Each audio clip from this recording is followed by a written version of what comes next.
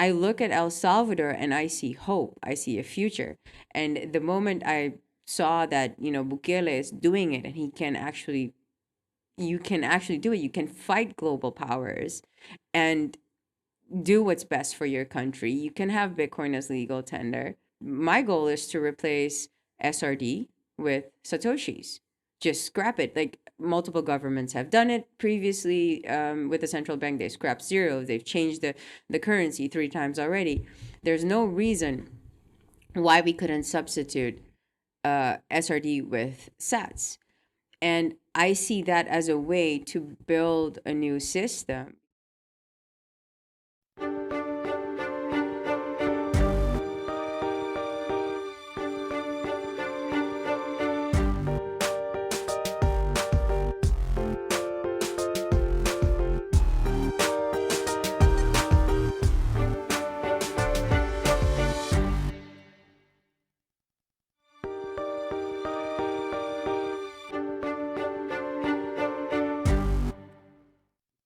Maya, I'm glad you can join us. I hear you could potentially be the future president of Suriname. So you would be the first president that we've interviewed here if it all goes as it should. So I'm excited to hear more about what you're doing, and actually to hear a little history of Suriname.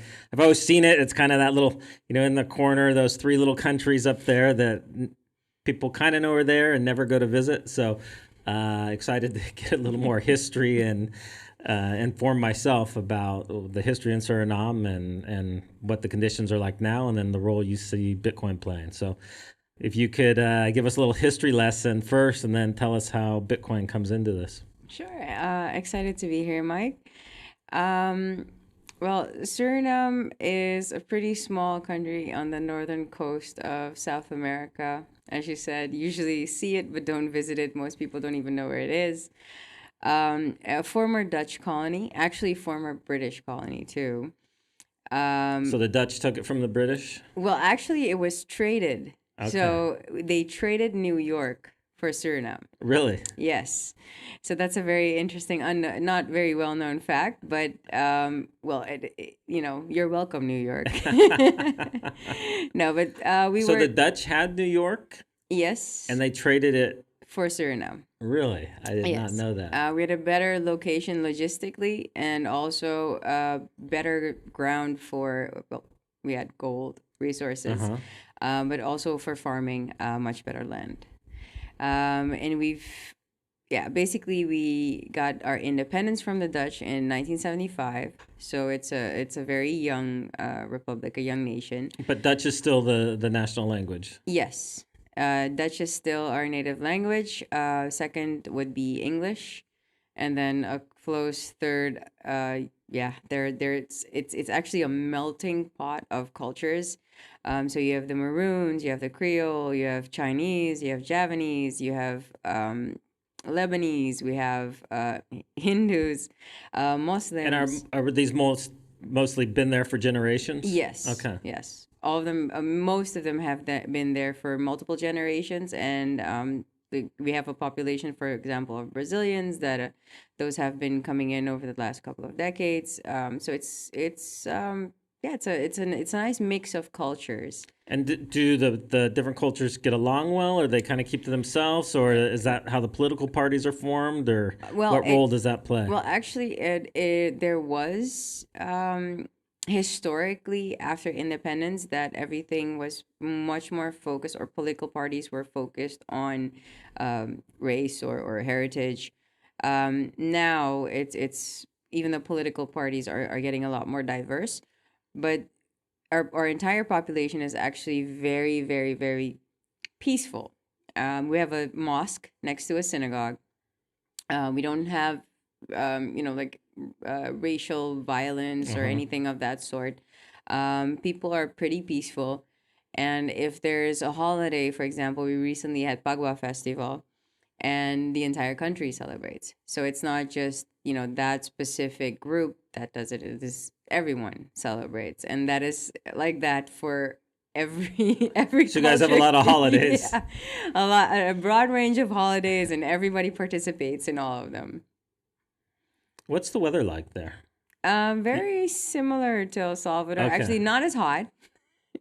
Not This as is the hot. hot months here in El Salvador. Oh So, yeah. So not as hot as here. But it's of course it's an El Nino year, so it's a bit extra hot this yeah. year. But Because it's kind of pretty low similar. lying coastal, Yeah. like And near the equator. 90, yes, 5 degrees north of the equator.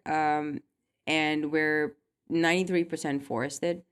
So it's we have a broad Amazon rainforest that's been it's actually one of the few two countries in the world, I believe. Don't hold me to that. It could be three that are carbon negative. Okay. So we have a very very large Amazon rainforest that's been preserved over the last couple of decades, and a broad range of biodiversity as well. Similar to here, we also have the sloths. So is there like a couple main cities where almost everybody lives, and outside of that, it's There's actually one main city, Paramaribo, okay. and in Paramaribo, I think it's about 250,000 Okay. people that live So a little in less than Paramaribo half the surrounding. country lives in. Yes, lives in the main city. Okay. The city is a UNESCO heritage site, so it is old wooden colonial buildings. We have the tallest wooden church on the continent. Really? Yes, and everything is wood. So it's all from the colonial era when the Dutch were here. It's not a, and the wood holds up there. It's not like a Uh, humid they climate, or it's it's it's it's very humid, but they maintain it because okay. it's a UNESCO heritage site. Uh-huh. So it's maintained. So we don't have skyscrapers or large buildings. I mean, there's I think one building that's 14 stories, and that's about it. That's it. So and that's not even in the city. So it's a pretty yeah, historical city. A lot of people live in the areas surrounding the city. And then you have part of the population that lives in Nikeri, which is on the west coast, and then a part lives on the east coast, Mungo, and the rest are spread in some other districts, like small populations in different districts, and then you have the entire south of the country, which is completely green, where you have villages and different, yeah, it's hundreds of villages with smaller population. Okay. And are these like a lot of these villages that aren't accessible by road, that are kind Uh, of just um, uh, super remote, and yes, a lot of they them kind of do are. their own thing? Yeah, a lot of them are. Um, some actually are like the trio, for example. The native Indians, they were actually there, before the Europeans came, and they are actually claiming about I think rights to it is more than 2/3 of the country, for land rights, and they are only accessible either by airplane or by boat. Okay. So you have to go downstream or upstream um, by the rivers, and some you have to walk to. So it's pretty fairly remote in some areas. And the economy is primarily dominated by natural resources, mining, and I think you said fish. We were talking earlier, Yeah. So fishing, and gold, and so our largest exports are gold, primarily oil and fish. So agriculture. Um, Gold, we have the eighth largest mine in the world. The Newmont mine is one of the largest on the planet. So we have a vast amount of gold reserves, and still a lot that are untapped. We're in what they call the Guyana Shield. When they were looking for El Dorado, that's where the okay. Dutch the Dutch found it, but didn't tell anyone. But basically, there's a lot of gold still in the ground. There are projects to develop more of the gold mining. Also, a lot of trying to prevent that Hmm. from happening. And other than that, we have onshore oil that's been in exploitation for decades. So we have a state-owned oil company and refinery, and we have massive offshore oil reserves that have been in exploration for the over, also I think longer than a decade now. And those are similar to the recent big finds in Guyana? Yes, similar to the big finds in Guyana. Actually estimated that we have more oil. Really? They have more gas. We have more oil, and it's estimated that we have more oil than Qatar. So it is expected that we will be one of the global powers in terms of, the resources that we are going to export over the next couple of So with decades. a population so small of 600,000 and those vast natural resources, but you were explaining to me earlier that the country's still very poor. Like it's El Salvador seems wealthy compared to how most of the population lives there in Guyana. How does Is that just because of corruption over the time, or has this oil finds been like something new and before? I mean, just the gold, you would think with that small of a population that it would. Yeah, so the oil finds have, so they've been in exploration for a while, and they're heading into exploitation. So actually pulling the oil out of the ground with a floating vessel in 2028. So that's when you'll see full effect Okay. of offshore oil finds, and that's when you'll see the spin-off from offshore oil as well. But similarly And do you to think that that's going to benefit the people, or do you think that the, it's going to it depends. Like wind up in Swiss bank accounts? it depends, because it's similar to gold. You'd expect that having two large, significantly large gold mines in the country, that the royalties from that would be enough to sustain the economy and its people and create economic growth and development. But yeah, you have, governments that want to lead or want to be in charge just to loot the country and its resources. And that's primarily what's been happening ever since independence. It's just a lot of mismanagement. It's a lot of just them keeping the country, keeping the people actually uneducated. Only 6% go to higher education. It's very low. Keeping the country in the unknown. I'm like, you don't see much about Suriname in any No. international medium, right? And that is not, that's by design. So they like to keep everything murky, because in murky waters, it's easier for them to do what they do and keep things very opaque. And that has been like that for ever since I can remember. And I see that as literally the only reason why our country is not flourishing, because we have 2.8 billion GDP. It is tiny. It's like a small company, Yeah. right? In a global sense. So there is no reason why, with such a small population, with so much resources, so much natural resources, that it shouldn't be flourishing. That it is the way that it is. Like the average salary we were talking earlier is 175 US a month, and it wasn't like that 10 years ago. The country has so many. So the wages have actually been going down. Yeah, we have 50 to 60% inflation annually. Oh. Yeah. So our own, contrary to El Salvador, we have our own currency, and our central bank actually doesn't even function like a traditional central bank does. So the tools that a normal central bank uses, open market operations, controlling the reserve requirement or the interest rates, right? Our central bank does not do They that. just print money. They just print money and just inject it into the economy, and they just from unlikely sources find US dollars and then inject that into the economy. And all that happens is because um, we import also a lot, because the population is way too small to manufacture Yeah. most of the things you need. And most of the dollars those just flow back out of the country. So the central bank isn't in effect doing anything.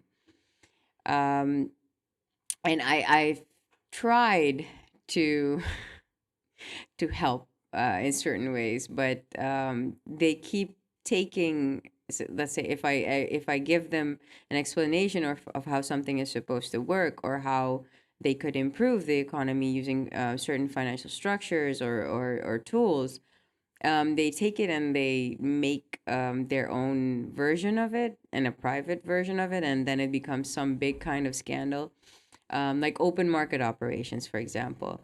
Um, when I learned about Bitcoin, 2012, kept my eye on it. Went into Whirlpool in I think 2014, 2015, and you had Charlie Shrem, all those guys, yeah, ship hosting in Whirlpool talking, and it was a Bitcoin only. And when I think one of the first and largest Bitcoin only chats. And I thought I could convince the admins of Whirlpool to make Suriname Bitcoin country. So I flew to it was Consensus, the only conference back then in New York. Had dinner with them, and I was convincing them why Suriname is the ideal place, because we lack infrastructure, we lack capital markets, we don't have anything basically, and we've this highly inflationary currency, and we have corrupt government. The people need Bitcoin.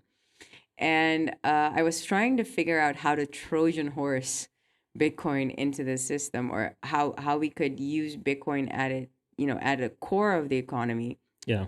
build that capital market and empower the private sector, empower the financial sector, because one of the largest barriers is that we're not connected to the global financial or broader financial markets or world, actually.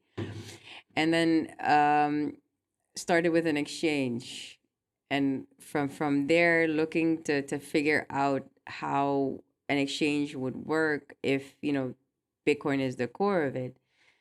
Started working with a central bank, and that's how we started talking about open market operations, and how Bitcoin could bridge the gap basically globally, Yeah. and allow access from anywhere in the world to anyone to invest into to local companies, or for local companies to easily transact with other countries. And then they took open market operations.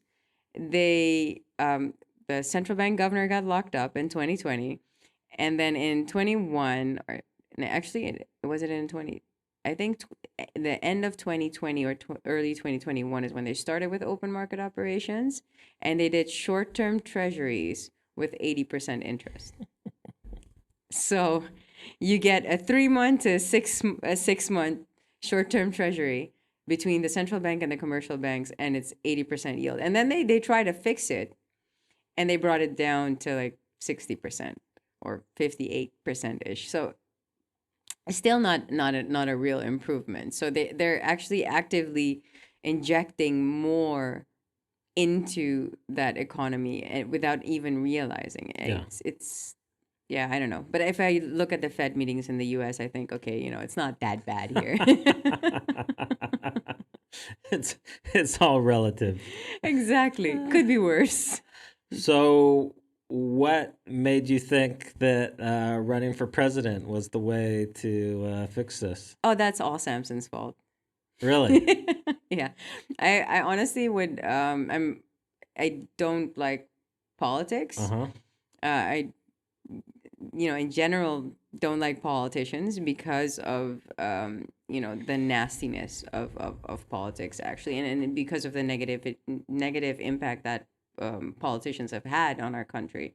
Doesn't matter which party they're from, they've all had a hand in what's happened to our country. So I was never a fan of politics, to be honest, but I've always had a passion for the country, and all I've now for 6 years been fighting this uphill battle and struggle to develop our economy, to develop our country. And we had Samson in Suriname in November last year, and we were at dinner talking, and he said, "You should just run." And I'm like, "No, I'm not." And then I think it just kind of, we kept mulling it over, and I've actually been recruited by multiple political parties over the last 6 years while I was doing the work that I was doing, trying to develop the capital market and the economy, but always said no. And then at a certain point, you realize that we're reaching an inflection point with the offshore oil finds, and all these political parties have their Because eyes. I imagine that's just going to mean a flood of money coming into Exactly. especially such Exactly. a small population, and we've got to be talking about billions of dollars in Yes. oil revenue. So Yes. And all of these political parties have their eyes set on it. And actually, a former schoolmate of mine was responsible for changing the Constitution. So our voting law was amended. It used to be a very easily manipulable voting system. So you'd have districts, for example, that have a population of 1,300, but they would have the weight of about 30 to 40,000 votes in the city. Now it's been changed to one man, one vote. So it's a much fairer system. mhm. So that changes things significantly. And if I, I mean, that must have really shaken up the political system if it, they it, were used to it counting does. on winning one district that weighed a bunch, and now they lose that. Exactly, it does. But it's old politics, old politicians. They're all 60 plus. They're all corrupt. They all have history, and they've all done. You know, they should all be convicted, basically, just based off of what they've done throughout history. Um, but it gives us a shot now to actually change the country. 40% of voters are under 35. Everybody's already tired. We have protests yet last year, and we're not a violent people. A friend of mine was one of the protest leaders, and they had peaceful protests. He Yeah. would play soca music, and they would walk and they would clean up after themselves, and it was just peaceful. But at a certain point, they got so stressed and agitated because everybody's living in survival mode and the country's just going backwards, even though we have so much resources, and everybody just knows that it's this corrupt government. And this government specifically, actually one of my advisors said it's they are worse. They're worse than the former communist leader we had, because this government doesn't give a fuck. They just steal with, and that they're stealing. You can Yeah. see that, like, there's They don't even it's try to hide it. no, it's one scandal after the other constantly. It's like every week there's a new scandal about something that they're doing that is completely just unimaginable. And we've reached a boiling point last year where they actually stormed parliament, set it on fire. So the population is tired. Which was unusual. That's not something that's normal for that is very unusual for our you guys. people. Aren't like the French that are protesting over No, everything. I mean, we could actually take an example from the French or the Dutch. Actually, like the Dutch lose a soccer game and they set cars on fire. We have a very how do you say, passive Yeah. population, right? They look to leaders to fix their Which a lot of times problems. that's what allows. I've seen the populations that are most passive tend to have the most corrupt leaders because they don't want to Exactly. say anything and they don't. Yeah. And they just hope that things Yeah. are going to get better, and they just hope that the leader is actually telling them the truth and is actually working on change, but he isn't. They have no plan. They've never had a plan. None of these political parties have ever had a plan. So if and the one of the main problems also is that none of them are really educated, right? And if they had self-educated, or if they had experience, but none of them do. Yeah. They literally have they don't have the skills, the qualifications, nothing to be in the position that they're in. So they can't even judge whether something is right or wrong.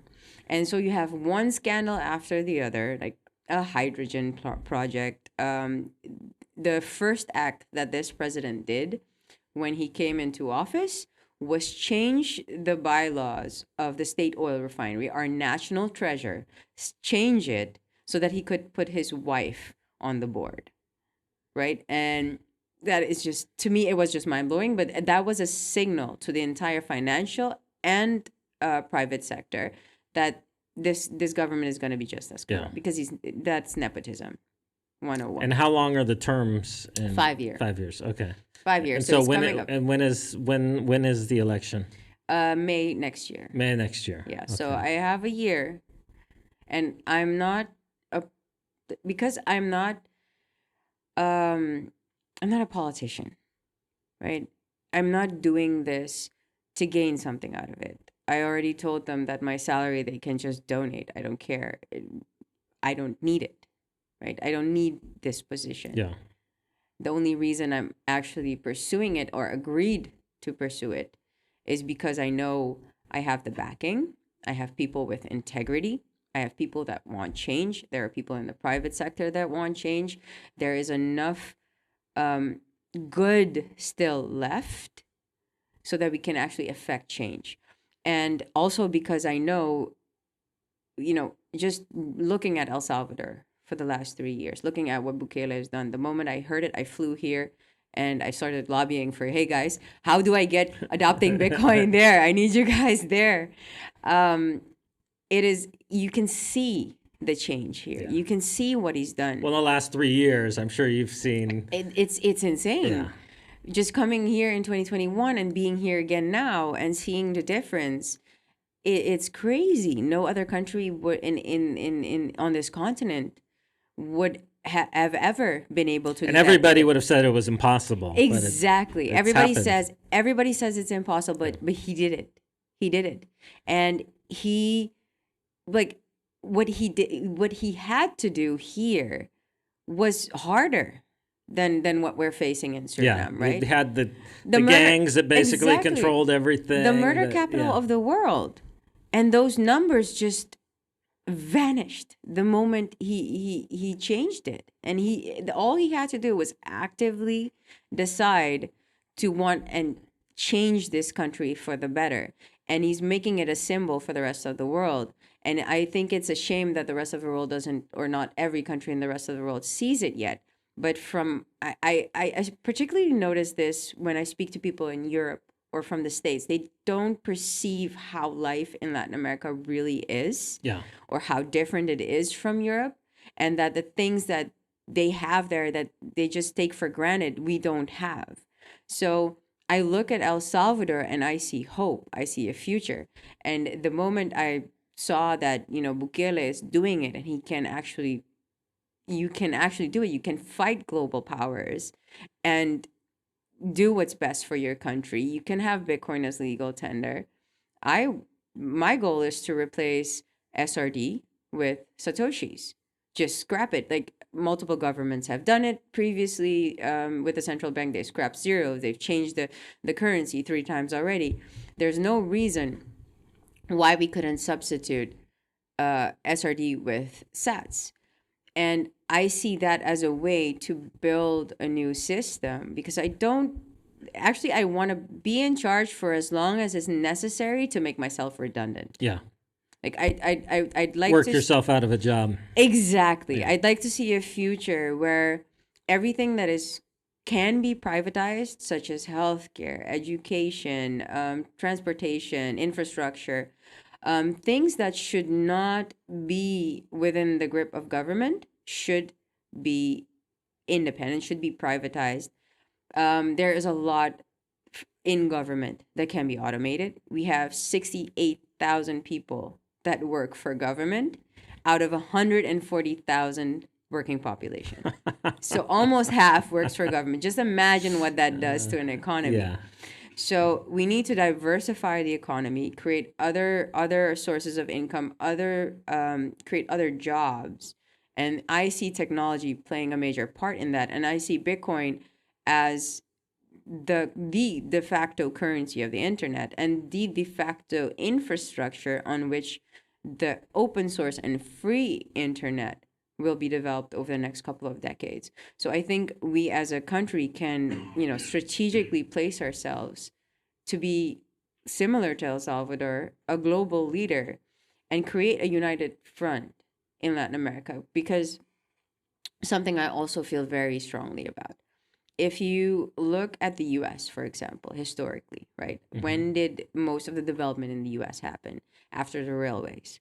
The railways connected the states, created trade in between the states. We in Latin America are like little islands, constantly battling or trading with our former colonizers or with the US.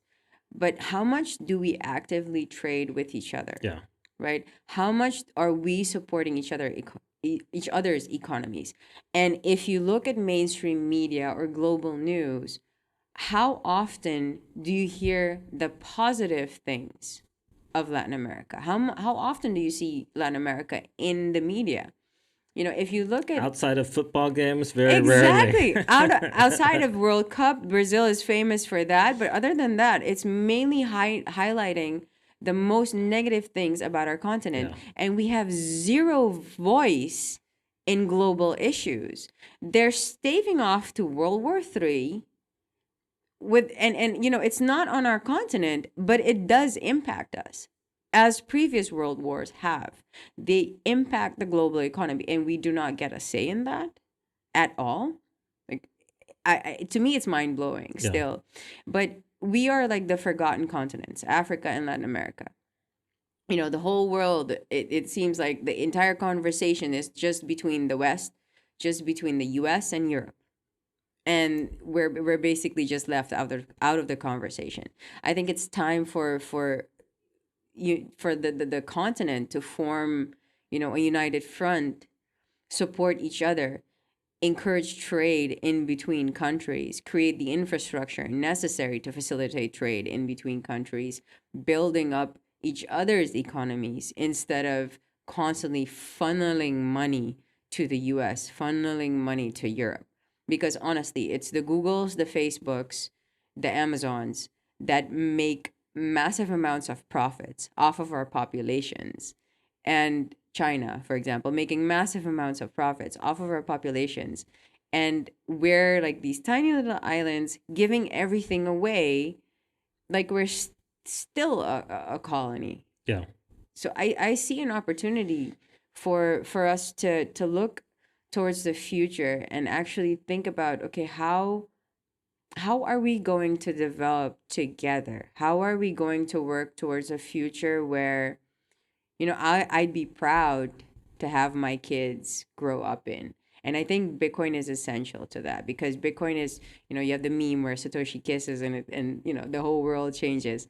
It is like a virus, but it's like a positive virus that infects you. And And if we've seen it here in El Salvador. Despite what the media says and it's a failure, you see it affects people in secondary and tertiary ways, even if when they don't know it's affecting them. Like yeah, it's it brings out it gives people the freedom to and it's crazy to say this, but it gives people the freedom to be creative and love and just get out of that mindset where you're constantly in survival mode, constantly like working to live. Instead of it just gives you that low time preference, and that feeling of, I'm gonna just live and focus on living. I want kids. I want to focus on love. I was speaking to someone yesterday who in 3 years grew a company, Bitcoin Life here, uh-huh. and he's writing poetry. And I read the poetry, and I'm like, oh my god, this is so inspiring.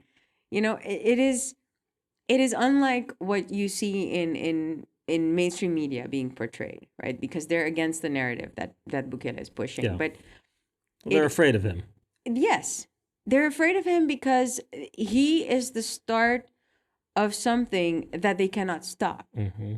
And it is the start of the destruction of their monetary system, right? This is the end of fiat debasement. It's the end of printing. It's basically, once every government realizes what he's done here and how it is working and how it's actually going to play out, it's unstoppable. And I think that is a fear to the powers that be. I mean, you can see the US crumbling like the Roman Empire. It's hard to watch. But basically, that will be the end of the US dollar as the global reserve currency. And once other countries realize that and start adding Bitcoin to their treasuries, even if that's the minimum that they Yeah. do, that is when the dynamic changes. And that's what he started and created. So for you, what does the next year look like? Have you aligned with a particular political party? Are you creating your own party, or what's the brass tacks Well, process? well, I've actually been advised to join one of the older parties, although I feel like that would be perpetuating old politics and maintaining the status quo. So I've actually aligned with people that I know that are fighting for the country. My running mate, he saved 500,000 hectares from being sold privately, very illegally, by the government to Mennonites.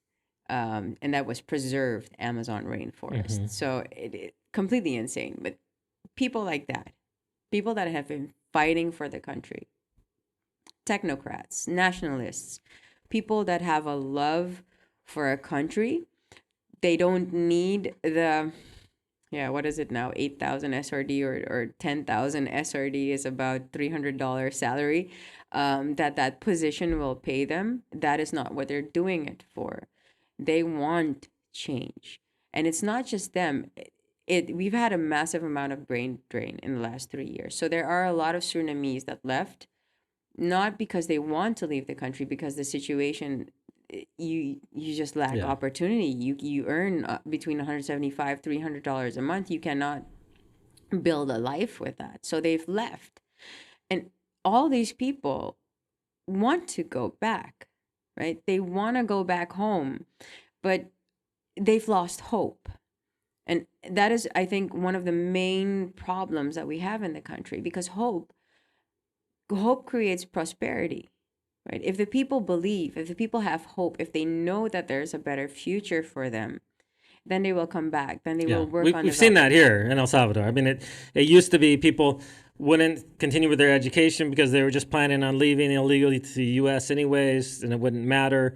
And they didn't really invest in their community because they were planning on leaving. Now we're seeing two things happen. One, people plan on staying, so they're investing in the community infrastructure, participating in the things that benefit the community as a whole. They're more likely to go on to continue in education. But we're also seeing Salvadorans return from the U.S., those who have done well in businesses and feel like there's more opportunity here now than there is in the U.S., and they're bringing back resources and technical skills with them. And so I could definitely see the same thing playing out, especially since you were explaining how many people from Suriname are currently living in the Netherlands.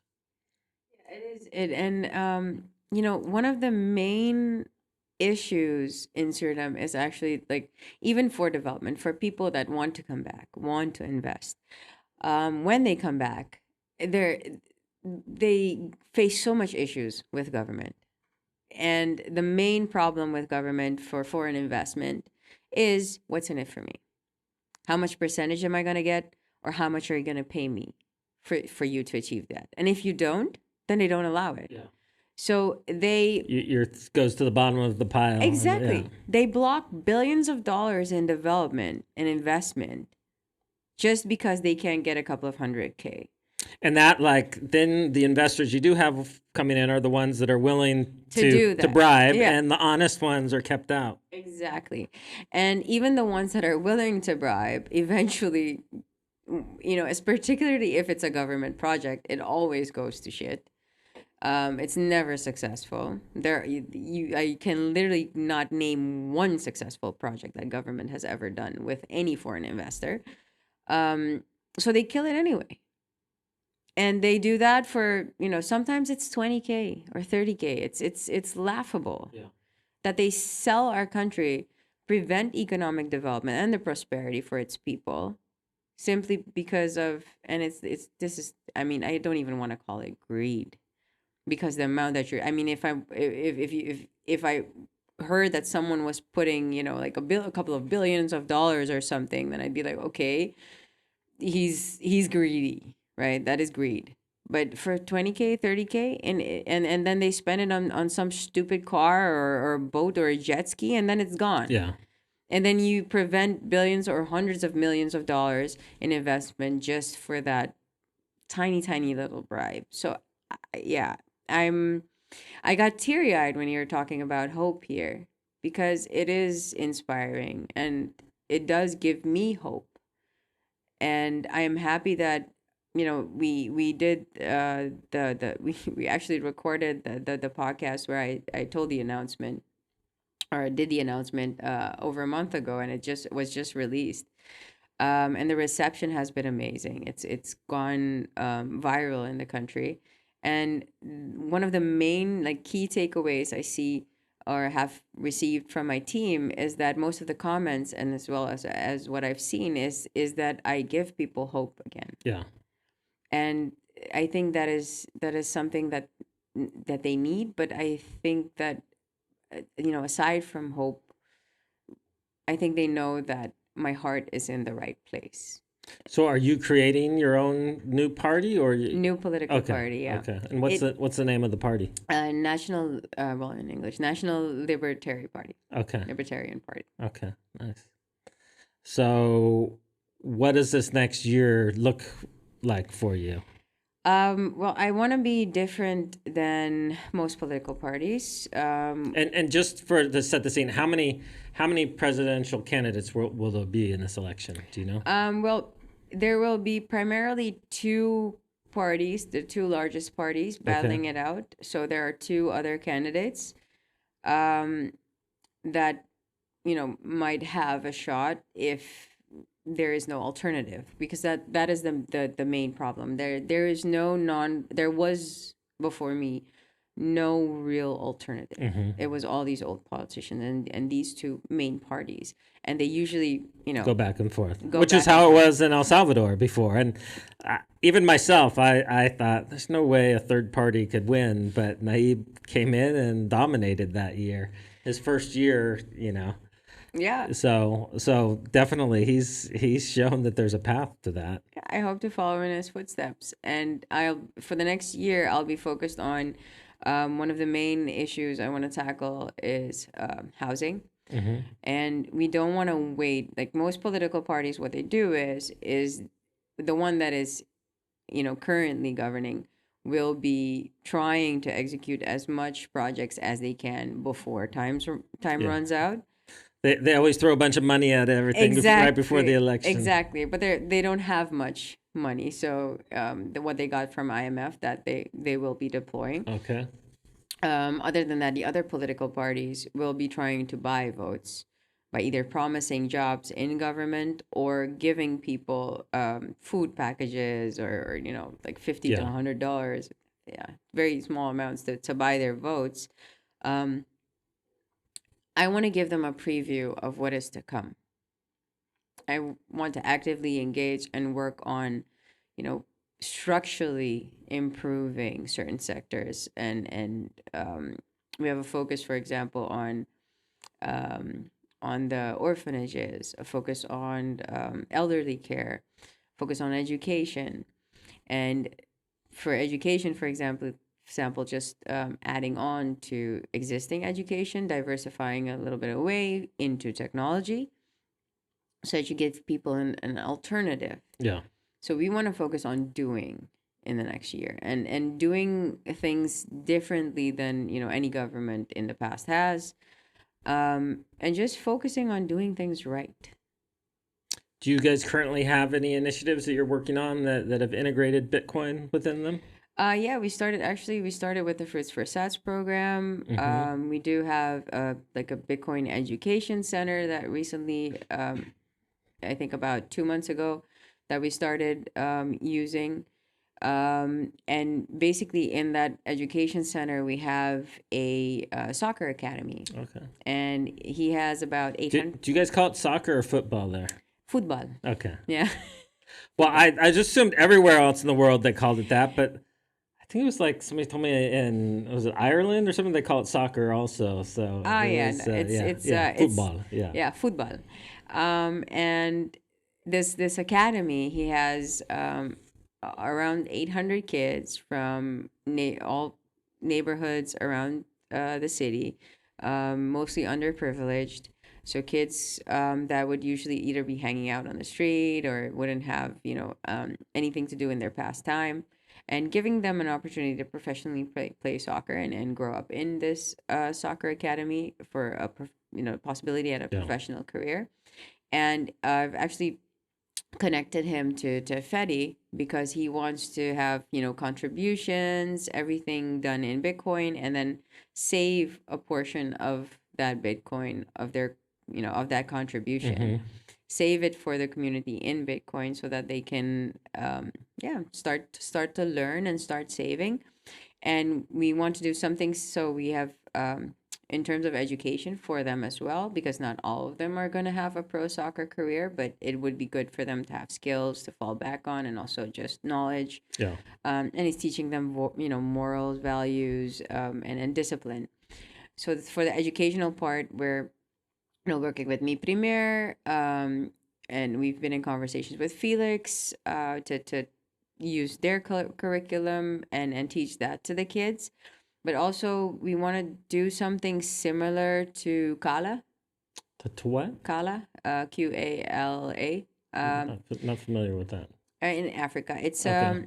lightning Okay. education. Lightning development education. So teaching them technical skills Yeah. that it doesn't require, like a 3 year or 4 year time frame to learn that skill, but it is something that can benefit them for the rest of their lives. And most of these kids do not have opportunities after 17.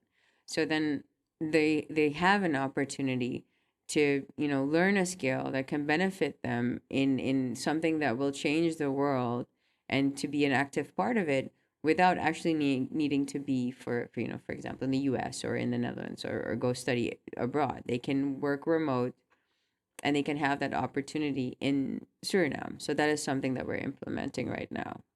Awesome. Well, how can people support that or support your campaign? How can they follow you on Twitter? Make sure that you put out there, and we'll put it in the show notes too, but let people know here how they can follow you. And Sure. I don't know in what ways.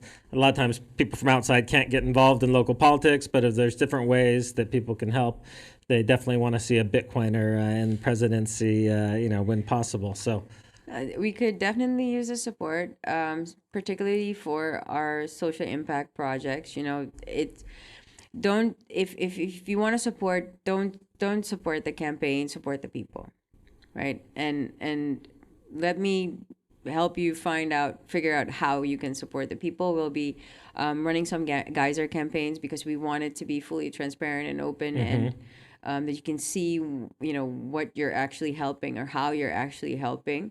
um, I'd like to see a change in, instead of having, backdoor meetings and everything be so opaque. Like to see a shift towards more transparency. So follow me on Twitter. We'll be sharing what's more. your Twitter handle? Maya Par 25. So MAYAPAR 25.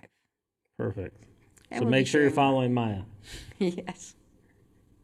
Thank you, Mike. Yeah, no, it's exciting to hear about these things, and how hard is it to get down to Suriname? You connect through Brazil, or what's the? Well, Copa actually flies directly from Panama. Oh, really? Couple of flights a week. Okay, So you can hop on a flight through Panama and end up in Suriname. There's regular flights from Miami and regular flights from Amsterdam. okay, So if you're coming from Europe, you fly through Amsterdam. If you're coming from the U.S., Miami, and if you're coming from LATAM, Panama. okay. All right.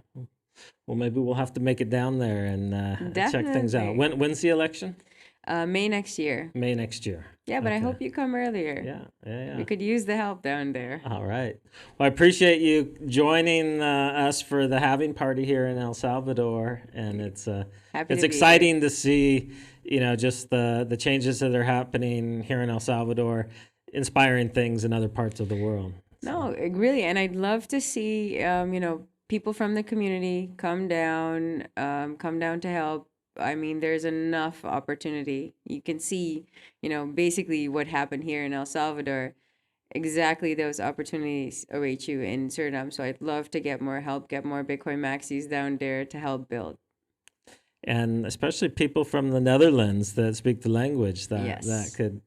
I'm thinking for me, I might not be much help down there, but for people that speak the language and English that is would be fine it. too. English is okay. Okay. Yeah, All English right. is okay.